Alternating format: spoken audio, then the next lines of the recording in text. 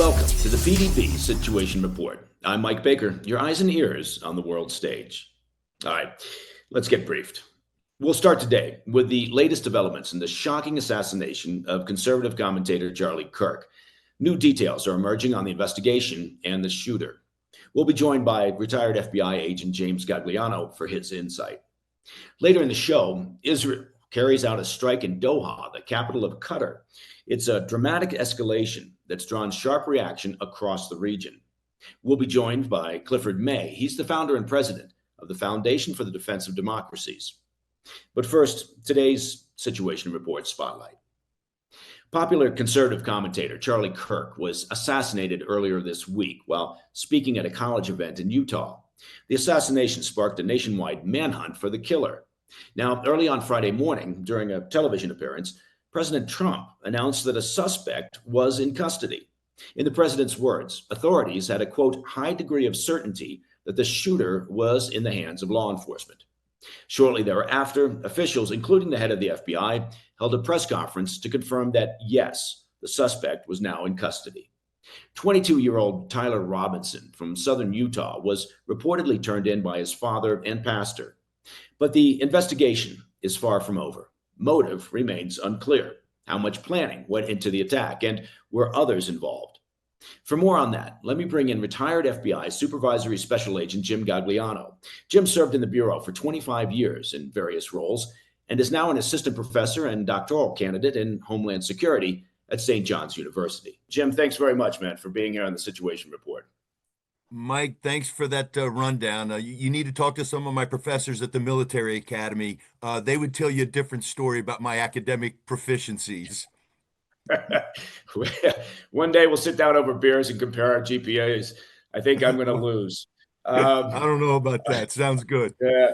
Well, listen, let's talk about obviously what's been top of mind for everybody. And of course, that's the assassination of Charlie Kirk.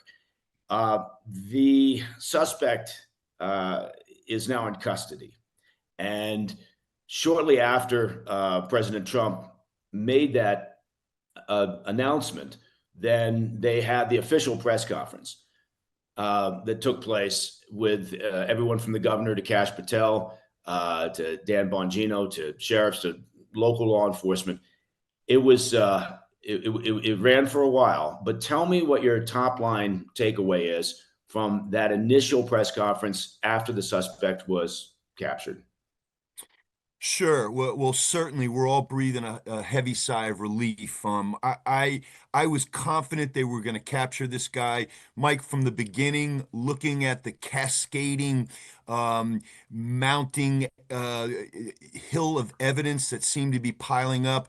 I was pretty confident that he was going to be captured. There exist no perfect crimes today. This isn't the era of Jack the Ripper where, somebody can, pull something heinous off and disappear and never to be found again. I was confident in that.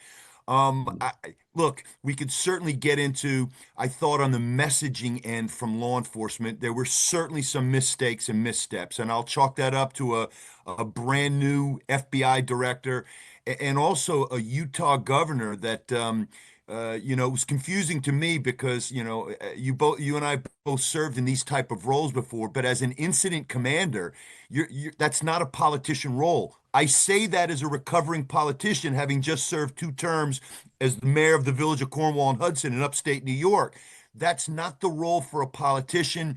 But obviously, again, I guess, good news is going to make everything okay. I just trust that nothing was released. We didn't get too far ahead of this thing that's going to screw up a prosecution. Remember, having a suspect in custody is one thing. We've got to prove he was guilty of doing this and send him away for the rest of his life, or in the case of Utah, potentially seek the death penalty. Yeah, now it appears, and I'll let you as the expert focus on this, but I'm curious about a number of areas related to this investigation. It appears that once they released a variety of images, and essentially it appeared to be asking for the public's help, obviously, in identifying the individual, that the individual, the young man's father, pastor, essentially turned him in or convinced him to turn himself in. Is it your understanding that they now are in possession of a full confession, or is that something that's still in the works? I would have loved for a reporter to have asked that very salient question at this press conference. And look, maybe law enforcement would or would not have confirmed that or denied that. But yes, did this individual end up confessing to the crimes? That's going to be important. But look, Mike, there is mounting evidence, mounting evidence. And remember, in the legal system, you don't have to find the gun, and we have the gun, the rifle in this instance. You don't have to have that. The murder weapon is not, you can convict on circumstantial evidence. And I imagine the treasure trove, and I talked to some of my FBI buddies still on the job, the veritable treasure trove of evidence, from DNA evidence to latent fingerprints. And look, in today's day and age, everything is blanketed by digital exhaust. And at that event, 3,000 people, many of them filming it on their cell phone cameras. You had campus security photos. There's just a plethora of evidence, I think, that is going to tie this guy to it. And I'll just wrap with this. You and I are old enough to remember the case of the Unabomber, and how difficult that was for a family member, a brother, to come forward and say, "Hey, I just read this manifesto that was printed in the newspaper, and my God, that sounds like my brother, who's a recluse, and lives in Montana, and has basically gone off the grid." And that certainly had to have been going through the mind of that father. He did the right thing. He made a hard moral choice that, hey, my son is accused and in all likelihood committed this heinous crime, and he's got to face justice. But my God, Mike, as a father, who would ever want to be put in that situation, have to make that horrible decision? Yeah, and you have to have empathy for the parents in this situation, right? And I hope people do, because it's just, as you pointed out, it's just awful if you think about that. I can't even imagine what that must be like for a parent in that situation. But and you're right about the difficulty of getting someone close to an individual who's done something like this to come forward, right? I mean, that's oftentimes in lone wolf terror attacks. That's what you're left hoping for, is that somebody saw something and they're actually going to come forward and talk about it. I saw my cousin do this, or I'm worried about my friend or my brother who did this, and so but oftentimes, it's a very difficult decision, of course, on their part. Um, the role of, it's going to sound odd, but the role of speculation, right? I love your term, by the way, digital exhaust, and I'm going to shamelessly adopt that. I probably won't even give you credit for it, but I'm definitely using that. But in this day and age, you're right, right? Everybody expects immediate answers because of instant gratification, and that's not the way investigations play out. It's a painstaking, labor-intensive process.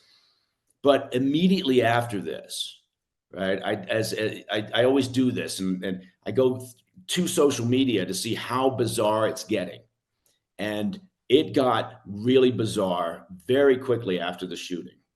Everything from this was the government doing it to people who were convinced, oh, this is a professional hit, and that speculation, I assume, for law enforcement, from an investigative perspective, they just let that go, right? They push that aside.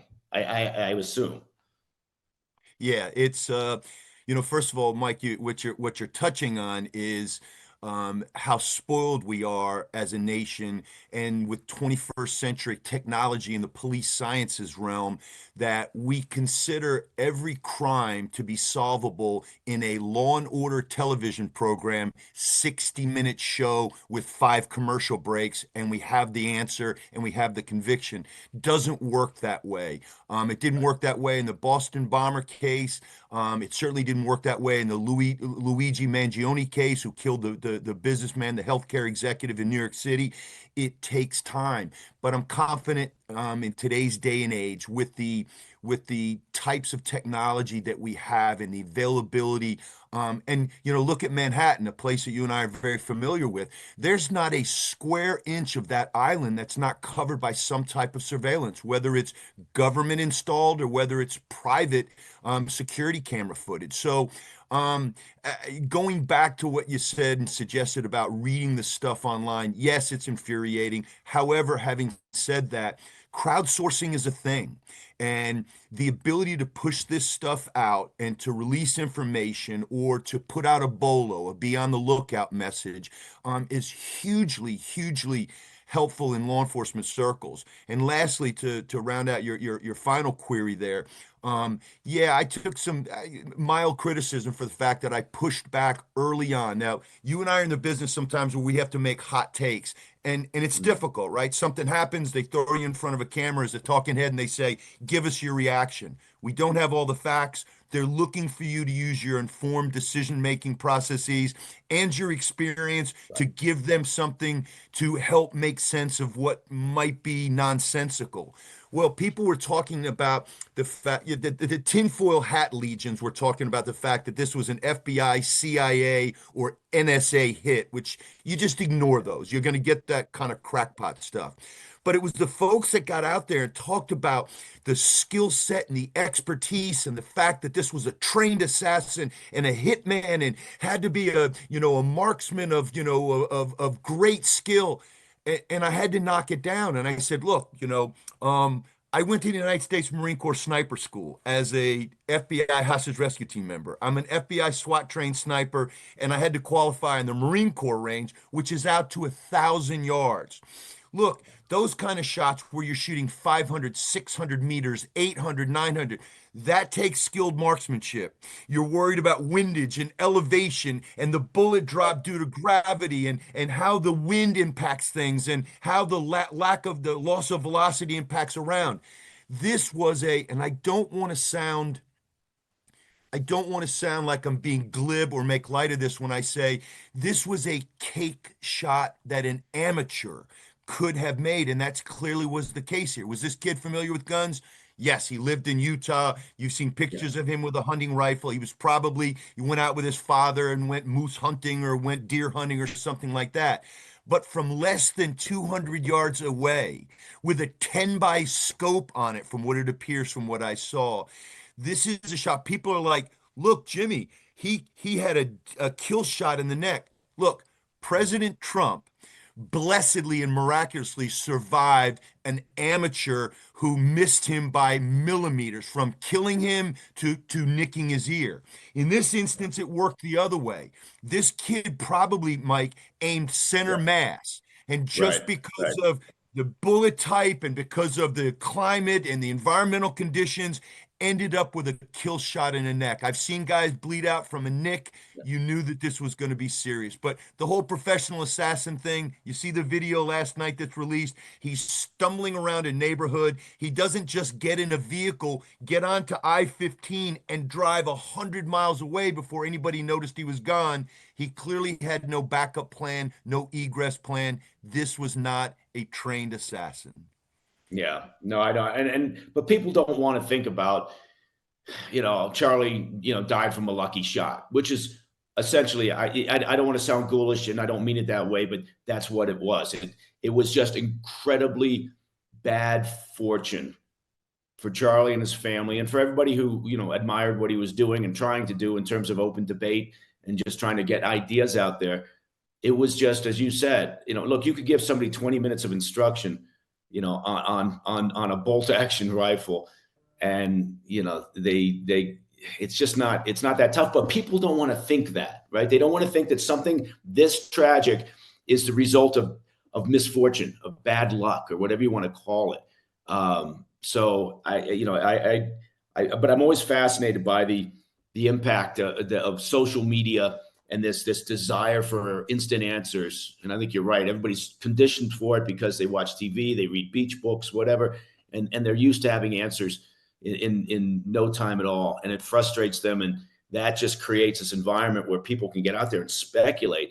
And I've taken some heat over the years for being on a national TV news show and just saying, I don't know, I'd be speculating and leaving it at that. And then the anchor's staring at me like, well, that's not you're not supposed to just sit there and do that. So, I don't, the speculation never serves a worthwhile purpose for the most part, unless it's coming from, law enforcement, unless it's coming from an informed individual who can, then clearly say, here are the scenarios that may exist, right? But we don't have evidence at this stage of the investigation to back that up. So, but I'll get off my soapbox now. Jim, if you could hang around just for a little bit longer, we've got to take a quick break, and then we'll be back with Jim Gagliano from former FBI and friend of the show, great guy.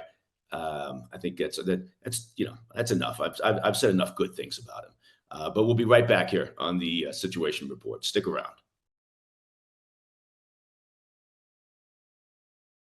Hey, Mike Baker here. Now, most of you know me as a fashion icon, right? So I want to talk to you about a great clothing company that's out there. It's called True Classic.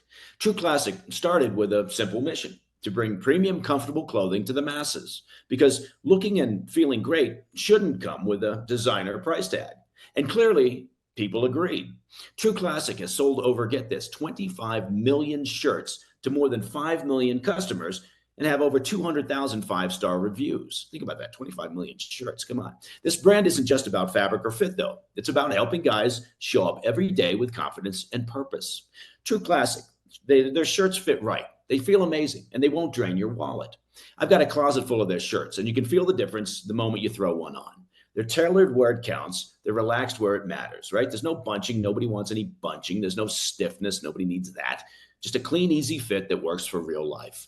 Skip the cheap throwaway stuff and overpriced designer brands. True Classic is built for comfort, built to last, and built to give back. You can find them on Amazon or at Target, Costco, Sam's Club, or just head to trueclassic.com/PDB to try them out for yourself.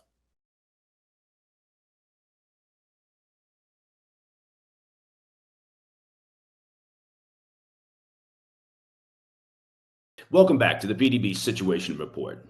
Joining me once again is retired FBI Supervisory Special Agent Jim Gagliano. Jim, thanks for sticking around. If you could, for the benefit of our viewers, take us back to the immediate aftermath of the shooting. From the Bureau's perspective, what is that process like? What happens? What starts happening as soon as that incident occurs? Sure. So, Mike, first let me preface this by saying let's set the scene here. So you characterize Charlie Kirk the same way that I would, a wonderfully gifted young man that argued that we should have debates in the public square. We should roll up our sleeves and do it that way, not via fisticuffs or violence, and then met a tragic end while espousing those exact same beliefs. So there had been threats on Charlie's life before, because there's some people that preach tolerance and inclusion and just don't follow their own preaching method. So I know some guys that had served on Charlie's details before. He had private security details that were made up of former HRT colleagues of mine. He had a detail with him that day out on the Utah campus where he was set up to go. And we know that there were 6 local police officers that were also assigned there, whether they were campus police or local police officers. Now, look, I'm not going to Monday morning quarterback, hey, Jimmy, do you think that the local cops did the wrong thing? They didn't have enough people. I don't know the resources available there. Utah is not a place that you would expect something like this to happen, even though you're supposed to expect the unexpected. But you had 3,000 people in attendance, Mike. And, whether or not they had a heads up that there was going to be that big of a crowd, should there have been more of a law enforcement presence? Absolutely. Now, having said that, the FBI investigates political assassinations, right? Well, does this fall into what a political assassination is the way we understand it? We think about JFK or Lincoln or Martin Luther King or Robert Kennedy or Malcolm X. We think about those kind of political assassinations. But this was somebody who wasn't an elected official. He was just I mean, I hate to use the term activist, it has negative connotations, but he was an influencer and somebody that was engaging with the community, and this is what he did. Okay, so what could have been done prior? Well, he didn't have a Secret Service detail. There were no drone support to take a look at the rooftops and make sure that some young kid armed with a hunting rifle couldn't get up there and take a less than 200-yard shot. There was no magnetometer. There was no screening people for concealed weapons. It just wasn't going to happen in something like this. Now, let's talk about, to right of boom or what happened after that fateful shot. Okay, Mhm. so the FBI gets called in immediately. Now, you're probably wondering, well, Jimmy, the FBI doesn't investigate murder cases. And you're right, that's not typically the purview. But murder is a predicate that can be used in many different federal statutes and violations, to include RICO and things like that, or a political assassination. So in this instance, they were asked to help with this case. Well, as soon as something happens in that immediate aftermath, that's the most critical portion, because you don't want the subject or the suspect to escape that tight perimeter. Mike, what I was concerned about, and I said on many appearances on TV and radio, was where that building was. Right behind it was a parking lot where we've now seen video of this young man stumbling around in after he jumped off the building. Behind that parking lot was I-15. I-15 is a major arterial thoroughfare that he could have been on within minutes and been hundreds of miles away. Provo Municipal Airport, 45 minutes away.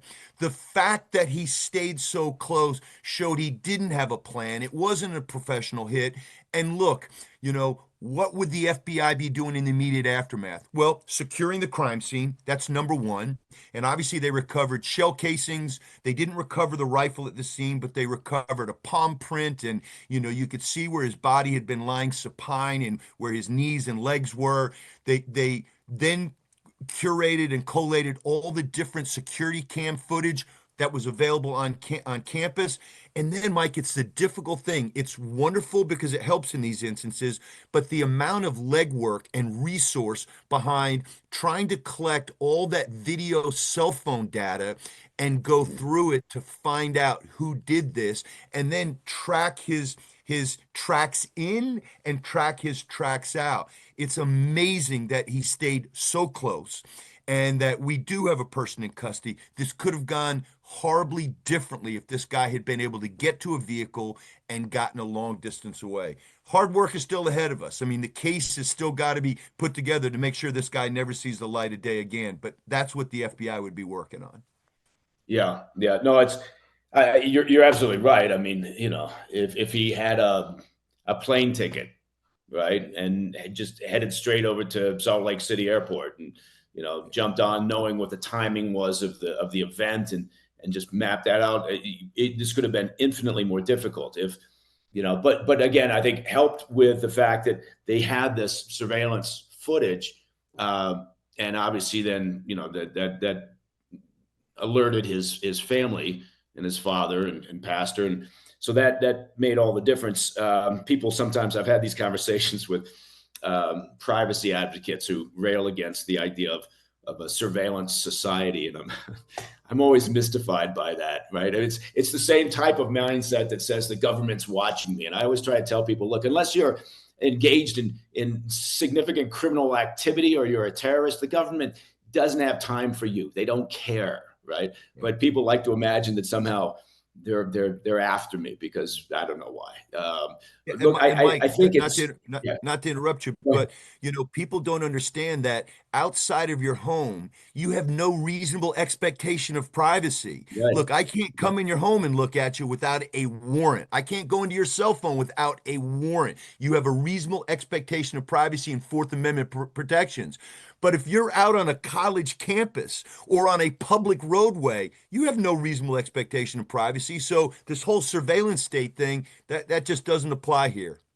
Yeah. No, I agree. Now, I take your point, armchair quarterbacking, but after an event like this, but they have to do a hot wash, right? They're gonna have to look at this and go, what do we need to do from a variety of levels?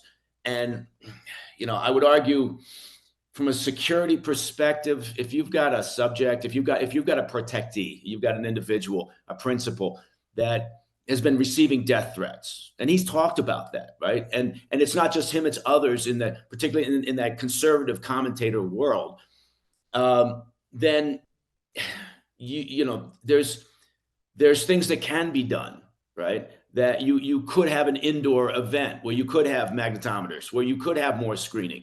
Uh, there's Yeah, I think we have enough. Unfortunately, we have enough recent case studies, Butler being one of them, that says any outdoor event poses, even with a Secret Service detail, poses significant challenges in today's world. And so I would just, I guess what I'm saying is anybody who's in that situation, whether you're on the security side or whether you're, somebody who's out there speaking and commentating and it has the potential to upset people who are on a fringe level, you need to be thinking about these things. Yeah. The only, the only rub against that, everything that you just said is on point. The only rub against that is, when you have threats against a private citizen, not an elected official, but a private citizen, the responsibility, unfortunately, is on that person to make those decisions Absolutely. for their own security.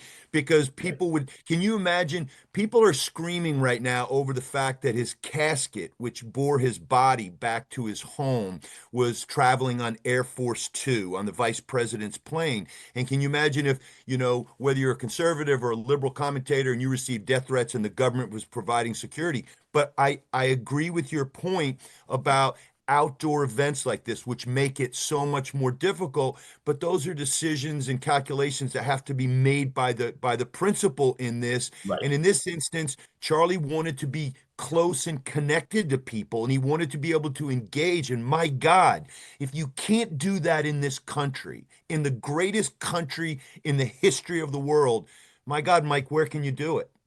Yeah. Well, I think look. There's the world we'd like to live in. I mean, and then unfortunately there's what we've got. But I agree 100% with you. What I'm saying is this was not a law enforcement issue. It's down to the individual. It's down to the principal, the person who's going out there, putting themselves out there. And not everybody has the wherewithal, right, to have a security team. But if you're on that security team, you've got, that I would just encourage people to push their principal or whomever to think long and hard about the events that they're going out to and how those events are structured and how you can secure the perimeter and make sure that you've got what you can do to minimize. You're not going to lock it down completely, but there's things that they can be done going forward in the future. It's not going to help Charlie, but once again, I read some of this where people are blasting law enforcement and talking, and I think, no, look, I don't know. It's like reading the ghoulish comments from people on the fringe of the left who are delighting in Charlie's assassination. And you think, what's happened to your humanity? Where normal people don't behave like that. Yeah, yeah, absolutely. But it goes back to the rhetoric. And again, I'm a firm believer that words are not violence. They're not. Violence is violence. And we both serve to protect and ensure that we protected the First Amendment and the rights to be able to speak your mind. And we didn't do it for the speech that we both appreciated and agreed with. We did it for the speech that we abhorred, the speech that we didn't agree with. But we've come to this point in time now where, gosh, a private citizen who's just out there mixing it up verbally, verbal jousting is what he's guilty of, trying to convince you that his ideas were better than your ideas. And in this instance, Mike, here's the crux of this. Whether it's a mass shooter, whether it's a terrorist, or whether it's somebody like this, these are all grievance collectors. What they do is they become upset about something, they let that metastasize and consume them, and they let that hate then turn into action. And in this instance, where you have so many people in the political arena throwing around the term fascist, throwing around the term dictator, authoritarian, and Hitler, my God, Mike, Think about this. If you were young and you were susceptible and impressionable and susceptible to this, and somebody says, my God, Mike, you've got a chance to stop Hitler. Remember what Hitler did to 6 million Jews? You've got a chance to stop him. This guy's got to be stopped. You're going to go out there and potentially think, oh my God, I've got to save the world and do this. It's an awful thing, but we have unstable people, we have mental defectives, we have mental illness, and we have people that are just evil. And that's what happened here. Does it mean that we can't speak and we can't say things? No, but it does mean when smart people, like elected officials who can't be blamed for being dumb, smart people use that kind of rhetoric and then sit back and go, blood's not on my hands. Yeah. No, and they do, it's always the same. It's in the immediate aftermath of anything like this, people on all sides are, oh, we got to dial down the temperature. We've got to stop the inflammatory rhetoric. And that never happens, right? And then you've got, people who unfortunately get lost down in the sewers of social media, and, they become, heavily politicized or influenced, and it's a bizarre world, obviously, that we're living in, and people have forgotten, I think, this level of civility, an ability to kind of share ideas. And you don't have to like somebody, you don't have to like their opinions, but good God, I mean, the idea that you would be celebrating the killing of somebody because you don't like their ideas, right? And then you stand there and they don't make that connection, right? They don't make the connection of how abnormal that is. They feel self-righteous almost, right? And so, but it's not the behavior of a good person or a normal person. Well, listen, Jim, we could sit here and bang on like this as two old philosophers for forever, probably not solve any of the world's problems. I just want to say thank you, man, for taking the time. I hope you'll come back again, and I hope it'll be on a happier occasion when we can talk about other things going on in the world. Mike, I look forward to it, man. I'll catch you down the way. And yeah, unfortunately, you and I have to talk about these tough topics, but I appreciate you having me on and giving me a platform to kind of demystify a little bit about what's going on behind the scenes in this investigation. That's great. Thank you, Jim. I appreciate what you do. Take care, man. Jim Gagliano, former FBI supervisory special agent and a great guy. All right, listen, coming up after the break, Doha, Qatar is the latest flashpoint in the Israeli-Hamas war. We'll be joined by Clifford May. He's the founder and president of the Foundation for the Defense of Democracy to break down Israel's strike inside Qatar and the growing fallout. Stay with us. Hey, Mike Baker here. Now, those nights when you just don't sleep, right? You know what I'm talking about. You're tossing and turning, and the next day, of course, you're dragging, you're exhausted, and everything just seems harder to do. Well, that's where CBD from CB Distillery can make a real difference. But it's not just sleep products. CB Distillery has solutions that work with your body to help with stress or pain after exercise or even mood and focus. And it's all made with the highest quality, clean ingredients. There's no fillers, just premium CBD. Imagine waking up rested or enjoying your day without those nagging aches and pains. That's the real win of CB Distillery's solutions. That's why over 2 million people trust CB Distillery. Look, I use their relief balm after workouts because, frankly, at my age, workouts almost always involve some level of pain, and the balm really works. So if you're ready for better sleep or less stress and feeling good, well, try CBD from CB Distillery. And right now, you can save 25%, 25% off your entire purchase. Just visit CB Distillery and use promo code PDB. That's cbdistillery.com, promo code PDB. Again, cbdistillery.com. Specific product availability depends on individual state regulations.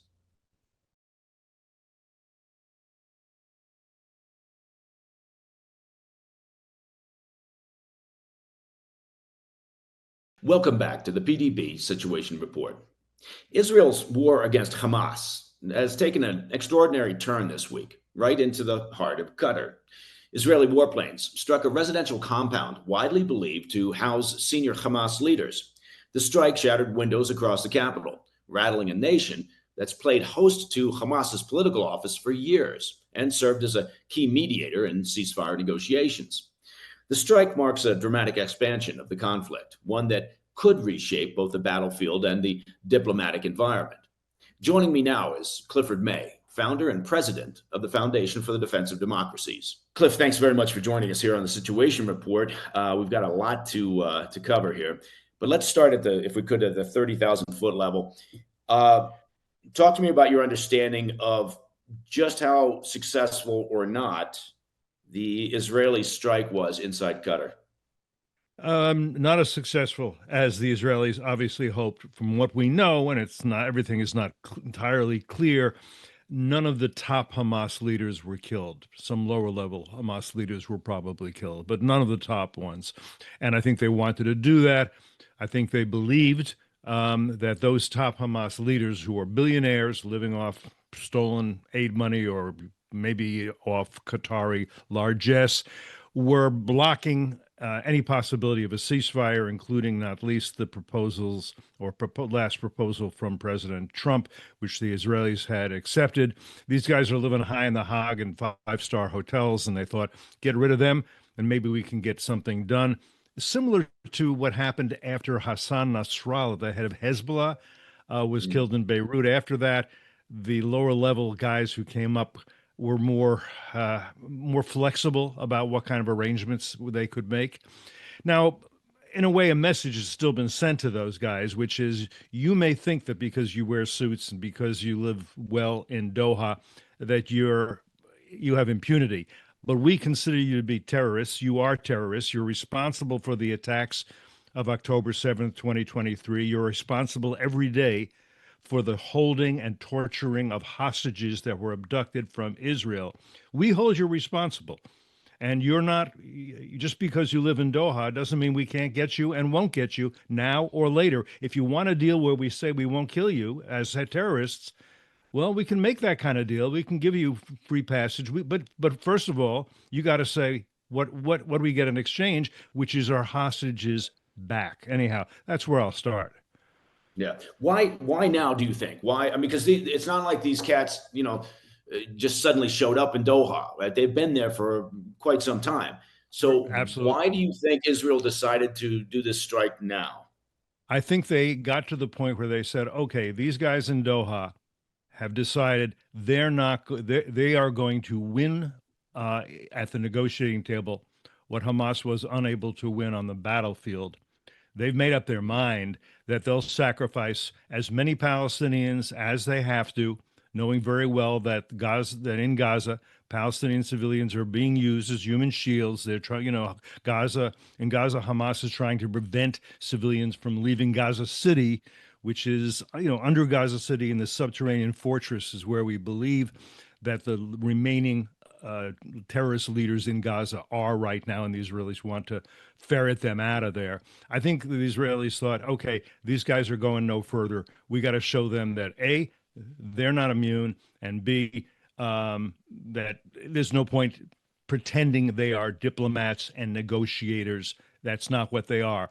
And even, I just got to say this, Mike, this whole idea of negotiation, if somebody, steals your children from your house and then calls you on the phone and says, let's have a negotiation about what you can give us in terms of ransom for that. It's not like, oh yeah, that sounds like a good thing to do. Let's see if we can work something out that's mutually acceptable. No, you have committed a crime against us, and we're going to do what we can. Again, the Israelis gave it time. I think they had given up. I think President Trump had given up on Hamas in Doha, in Qatar, being reasonable and saying, okay, here's the deal the Israelis can accept. Here's the deal. Because they were saying, here's what's got to happen. Maybe we'll give some hostages back, not too many. We want to keep a few. The Israelis have to get out entirely, no buffer zone. It's got to be clear that Hamas will be back in control of Gaza afterwards. In other words, they were asking for surrender from the Israelis. Yeah, I know this requires a little bit of speculation, I suppose. But do you think that the timing in part had something to do with, in terms of the strike, had something to do with the most recent attack in Jerusalem at the bus stop that killed 6 civilians? You're right, it's speculation, but yes, I think it's informed speculation because if you look at the Hamas statement about the terrorist attack in Jerusalem, I would say, and Reuters has reported it this way actually, that it's tantamount to saying, "This is us. We're hitting you in Israel, in Jerusalem too." Some would say, "No, they just praised the attack. They didn't actually say they took responsibility for it." But it's almost for sure Hamas. Now, could it be Palestinian Islamic Jihad? Which is an allied organization, also very tied to the Islamic Republic of Iran. It could have been, but it's pretty much Hamas. And yes, I think it's right to speculate that Netanyahu, the prime minister of Israel, said, okay, we're sitting around talking here. You're giving in nothing. You're still ordering and praising attacks in Israel proper, terrorist attacks. We're going to show you that we can do something about that. And they have sent that message because just because they didn't get him today doesn't mean they can't get him tomorrow. It's or the next day or next year. Remember things like the Munich Olympics, way back when the Israelis said we're Right. getting everybody who is responsible. Eventually, we're going to get. Yeah. Yeah. Do you think, or do you expect any significant actions or blowback from the Qatari government or the in terms of that relationship, either between the Qataris and the U.S. or the Qataris and the Israelis, or is this the sort of thing that you suspect, they'll make noise, they're offended, but it just blows over at some point? The Qatar, there's a lot we could discuss about the Qataris and who they are. Uh, Yeah. and I'm one of those who believes that the Qataris are false friends and have been for a very long time. They are supporters of the Muslim Brotherhood. They are supporters of Hamas. It is true that the Israelis and the Americans for a while, and I've talked to Qatari diplomats about this. They say, look, we were doing things that the Americans and the Israelis wanted us to do, such as spending, millions and millions of dollars in Gaza. And I think it was plausible. I believe this at one point. Okay, they're spending all this money to build. They don't want the buildings they put up in Gaza rubble, do they? But I think in the end of the day, they don't mind that. They don't care. They have more money than they know what to do with, and they're using that to buy influence. They've used that to buy influence on American college campuses to a huge extent. They've used that to buy off a lot of people, ex-congressmen and others. The Biden administration made them a major non-NATO ally. I think that was more a bribe than a tip. I think the idea was if we make you that, then maybe you'll be that and you'll be a serious mediator. But they haven't been serious mediators since this war began after October 7th. They've been really Hamas representatives. So I think our relationship with Qatar deserves to be revisited and looked at with very carefully. And I think there are those in the administration who have begun to do that. Do you think that? I understand I understand what you're saying, Yeah, and I think it frustrates a lot of people that that relationship. The Qataris appear on most occasions to be talking out of both sides of their mouth, or playing both sides of the equation. exactly. Yeah. But you could argue the same with other important allies that we have, right? Or don't even know if I throw them in the ally category necessarily because it's more of a pragmatic relationship. So the Pakistanis, even the Saudis at times, and others. So I'm Okay. wondering, what do you think that redefined or repurposed relationship between the Qataris and U.S. could look like, given the realpolitik, given that they do serve a purpose from a national security concern for the U.S. Well, I think if we were to look at it seriously, we'd ask whether they really do. I mean, we have a huge military base in Qatar, of course, but and that's one of the ways I think they've played us because they've said not they can necessarily enforce it. They said this base can't be used to attack anybody in the Middle East. Well, what's the point of a U.S. base there unless it's either is it to protect the Qataris? I don't think that's in our national interest. We should be able to project force out of that base for example, to Iran if we wanted to. And, why that's the whole purpose of having it there. You may remember a few years back, there was the Saudis and the UAE, the Emiratis, both of which I think are our friends. They're not happy with the Qataris because they know the Qataris are Muslim Brotherhood, and both the UAE, the Emiratis, and the Saudis have banned the Muslim Brotherhood because they know what it represents. It's the gateway drug, not just to Hamas, but to ISIS and to Al Qaeda, and all the rest of it. So it's a troubled relationship. Al Jazeera spreads Muslim Brotherhood propaganda around the Arab world and well beyond, and that's controlled also by them. There's only less than 350,000 actual Qataris. Everybody else who lives there, about 3 million people, they're essentially servants to this ruling class that in Qatar. But they have so much money, and they have that money thanks to the West, right? 200 years ago, they were diving for pearls. Because the West found oil there, because the West knew how to refine oil there, because the West came up with things like the internal combustion engine, and because the West is not terribly imperialistic and doesn't say we're going to take this away from you because we have the power to do so, we say we'll buy it from you. These are among the richest people in the world. And what are they doing with their riches? They're buying influence and spreading Muslim Brotherhood ideology, Islamism, and jihadism. And we have to see that as more problematic than I think we have in the past. And the Saudis know that. Now, just getting back, Pakistan's different only in this sense. We understood that they were giving safe harbor to Osama bin Laden, and so we killed him in Pakistan, kind of what the Israelis did. And the Iraqis are our friends because we liberated them, but President Trump killed Qasem Soleimani, the leading terrorist of the Islamic Republic of Iran, in Iraq because he could. We do that sometimes. The Saudis, I do think, are different than they were 20 years ago or so, 24 years ago, when I formed this organization in the wake of 9/11, the Foundation for Defense of Democracies, because I think I've talked to Saudis about this. They recognize they helped create a Frankenstein's monster, and they regret it, and because that monster came after them as well. So I have a better set. I mean, it's not perfect, but I do think the Crown Prince. He's not a democratizer, but he's a reformer, and he has a vision of Saudi Arabia that is not inconsistent with American national interest. Yeah, and again, I think people need to separate out, the hoped for world that we'd all like to live in, and the real world, and how you have to sometimes set aside your whatever it may be, your sense of righteousness or whatever, because you got to exist in the world. And so you have to do things that are in your own country's national interests. Cliff, if you could stay right there, I apologize, but we have to take a quick break. And then we'll be right back with more from Clifford May, Foundation for the Defense of Democracies, right here on the PDB Situation Report. Stick around.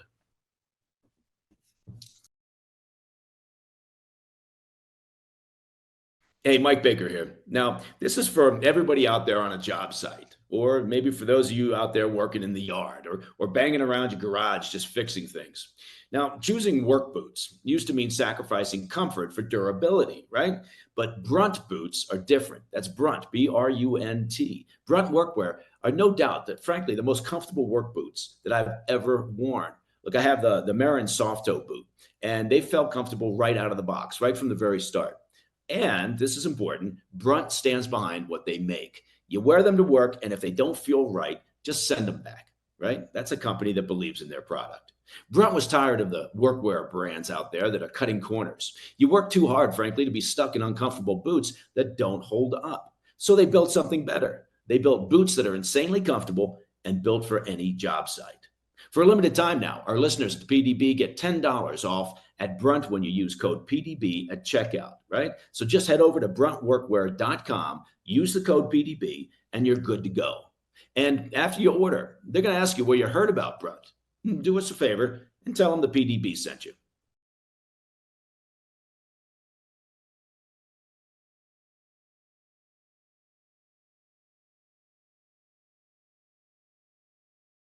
Welcome back to the PDB Situation Report. Joining me once again is Clifford May, founder and president of the Foundation for the Defense of Democracies. Cliff, thanks very much for sticking around. Really appreciate that. My pleasure. My pleasure. Let's talk a little bit about where the IDF is, where the Israeli military is, with their potential or planned or now, operational Yeah. activities inside Gaza City. Yeah, no, it's operational. I think they've taken about 40% of the city. They're evacuating people. They want the civilians out. That's hard to do because Hamas says to the civilians, you need to stay and be our human shields. You can't come down into the tunnels. We're down there. You need to walk above. That's pretty hard. Um, Part of doing that, though, I think Netanyahu is saying, look, we can stop.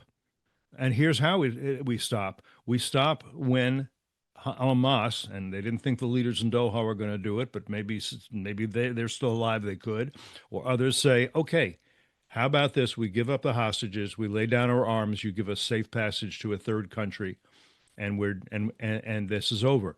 And I think it could end tomorrow. It could have ended any day between now from now back to October 8th of 2023 at any point. I think what Netanyahu was saying is we can end this, but you gotta give us back those hostages, the 20 or so who are living and the bodies of the dead. Now, if not, we are going to evacuate the city. We're going to do very much what what the U.S. forces did in Mosul and Fallujah and other places. If you read people like John Spencer, you're familiar with, they talk about how this has been done in the past. We're going to evacuate the civilians. We're going to come in. We're going to destroy the tunnels, and we're going to destroy what's left of Hamas in Gaza City. And we think that's pretty much all. And then, yes, there's a lot to do to figure out what comes next after that. But I think Netanyahu is very. Now, I'm not going to tell you there's no conflict, no dispute, no disagreements in Israel over this plan. I think we know that that's the case. The chief of staff, Eyal Zamir, would prefer not to do this, but he's a good soldier and he's going to do this. It's hard work. They're tired. The reserves have to be called up again in order to make this work. But I think it's going to happen unless Hamas says, okay, we will give back those we have abducted, and we're going to lay down our arms. They don't even have to say it's a full surrender, and that's kind of what President Trump has called for. If you think about his last proposal, which the Israelis have Do you accepted. think that? I mean, look, Hamas, particularly their political bureau and the communications group, they're not unsophisticated, right? No. So, do you think that part of this has been because they've been stringing this along? There's always some reason why they decide against a proposal or a negotiation, and is part of it that they believe they can outlast Netanyahu, meaning the internal pressure that he gets, the divisions within his cabinet, the pressure from the population. Do you think that Hamas's calculation here is if we just sit down here in the tunnels long enough and don't give up the hostages, Netanyahu might just go away?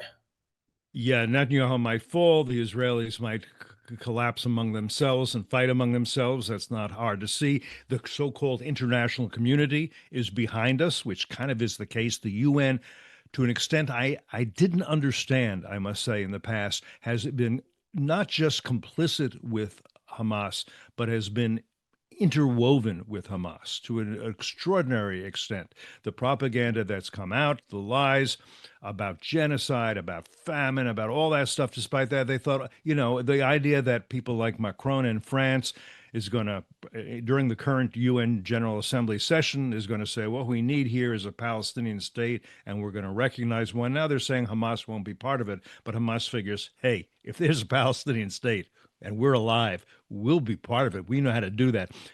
Mind your listeners, 2005, the Israelis leave Gaza entirely.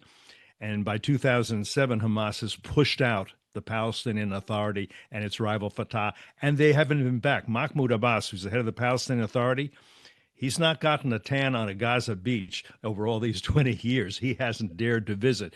So what Hamas is going to say, and with justice, the international community is rewarding us for what we did. They're going to do it at the UN in this General Assembly. So yeah, Right. we can still win. We didn't win militarily. We don't have, but we can still win diplomatically. We can still win in other ways.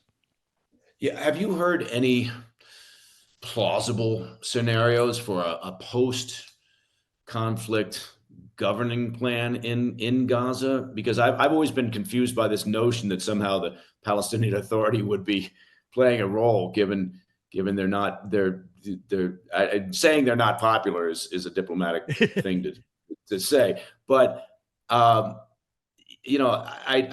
haven't seen, and it seems like it's almost like we're rushing to say, well, any deal, just let's get a deal, right? And you think, well, what do you want to do? Do you want to put a lipstick on a pig and then just let the violence continue, let the conflict continue because you're going to have Hamas still operational and in control? But have you seen any plausible scenarios for governance in Gaza?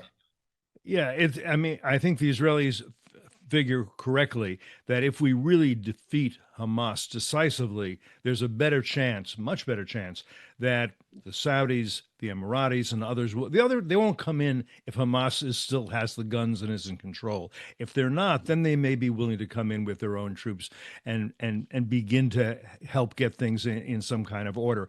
There are and have been families in Gaza that are prominent that could take a lot of responsibility. Again, they have tried to do so. They have done so in some places. They will be and have been. You can see, go online right now on Twitter, you're on X, you'll see it, where Hamas has beaten up those who are trying to take responsibility for their own parts of the country, who won't give up food, all that sort of stuff. It's not easy. The Israelis don't want to run the place. They pull back to buffer zones, and that would be fine. So, I hate to say this, but you remember that look, the Ottoman Empire ruled this area for hundreds of years. Then the British Empire ruled it. And then when the British pulled out, the Israelis declared independence. But when the British ruled it, it was under a mandate from the League of Nations, mandatory Palestine. What was that mandate? The mandate was try to create a country or two countries or whatever in this place. Maybe you kind of need another mandate for this area, with the Saudis perhaps and the Emiratis and some others taking some responsibility for it. And I think they'll do so if it's reasonably safe, but it's only reasonably safe if Hamas is decisively defeated. Yeah, I agree with the concept. I would argue that none of the regional players have ever shown any willingness to do. I mean, look, okay, fair enough. There's a very large Palestinian refugee community that exists in Jordan. Jordan doesn't want to take any more. Egypt built a large wall because apparently walls can work sometimes in keeping people out. So some of the players haven't shown much willingness to engage. But I take your point. They certainly But won't you make be a very good point. Let me just say, Yeah. I'm sorry, go ahead. No. I say Oh, you no, make a good point. Go ahead. I'm sorry. You make a very good point about Egypt, because people forget the Israelis took Gaza not from a Palestinian entity, but from Egypt, who had administered it since 1948. After the first War of Independence, the Israelis fought. This was Egyptian territory. It could be again. The Egyptians, as you say, don't want it. They don't want Palestinians even as refugees on their territory. They've blocked them from getting out. That's contrary to international law. People are in distress. You're supposed to take them in. The Sinai is very large. Egypt should take some responsibility for it. They consider themselves one of the leaders of the Arab and Muslim world. Why not? But you're also right that it's going to be difficult to get any of them to take any responsibility. Yeah, I think ultimately, I mean, the problem is going to be, I think, internal issues within Israel, as opposed to, look, I mean, that urban combat that's taking place and will take place in Gaza City. You referenced Fallujah, incredibly ugly, right? Yeah. Incredibly complex and difficult from a military perspective, particularly with an outfit like Hamas. Have you seen any credible numbers? Two parts to this. If I could, two parts to this. In the time that we've got left, credible numbers for the current strength of Hamas in terms of fighters, and then the other part is any credible numbers for the degree of support from the population of Gaza for Hamas still. I don't think we have credible numbers. I'm sure the IDF has some concept of how many people can fit in those tunnels, although they didn't understand how extensive those tunnels were before this war started. That was a clear intelligence failure.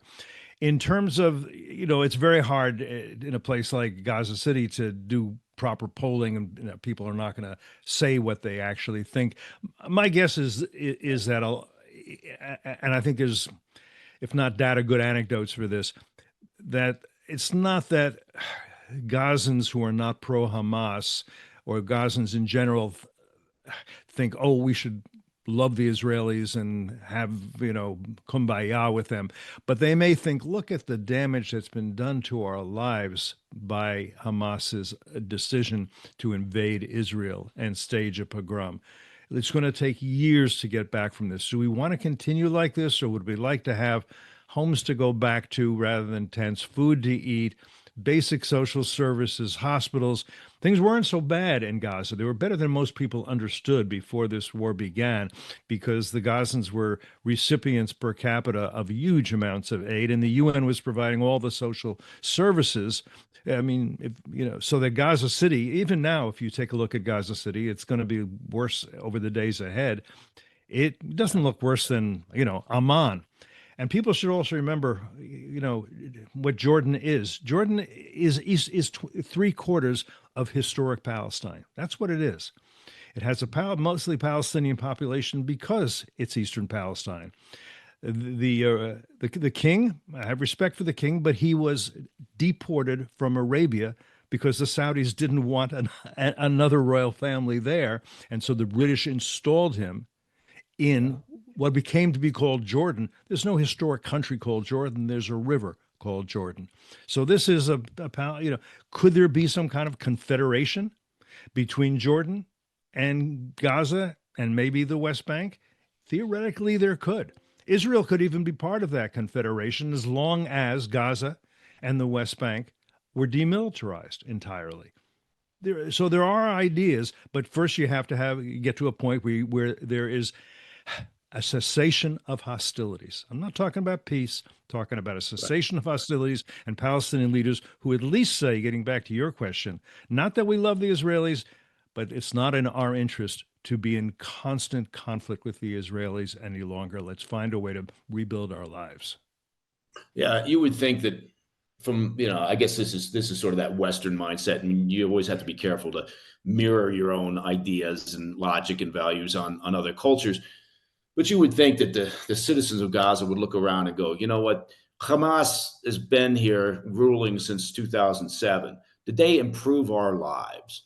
Did they do anything really at the end of the day for us, other than just use us as human shields, steal the aid that was meant for us, and now get us into this incredibly difficult and sad and tragic situation as a result of their actions, again, on 7 October.